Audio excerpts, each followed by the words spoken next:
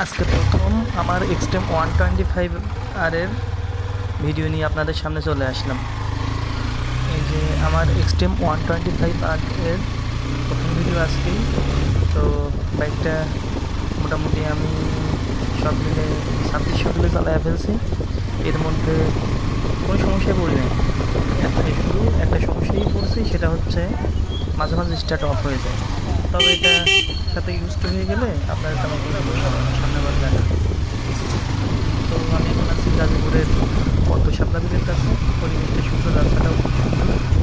যাই হোক, যদি আপনার পদ্ম শাপলা বিলের ভিডিও চান তাহলে অবশ্যই কমেন্ট করবেন। কমেন্ট করলে আমি হয়তো নেক্সট ফ্রাইডেতে আপনাদের এই ভিডিওটা দিতে পারবো। আমি অবশ্যই কাজের ব্যস্ততার মধ্যে থাকি, এর জন্য আর কি খুব একটা বেশি ভিডিও করা হয় না। আজকেই শুরু করলাম নতুন হেলমেট পাওয়ার জন্য। তো নেক্সট ফ্রাইডে আবার আপনাদের সাথে চলে আসবো।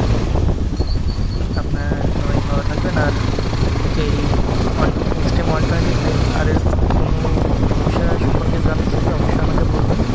আমি যদি জানি তাহলে বলার চেষ্টা করব। আর আপনারা অবশ্যই আমার পাশে থাকবেন, আর অবশ্যই ভিডিওটিকে লাইক এবং সাবস্ক্রাইবার করবেন। ঠিক আছে?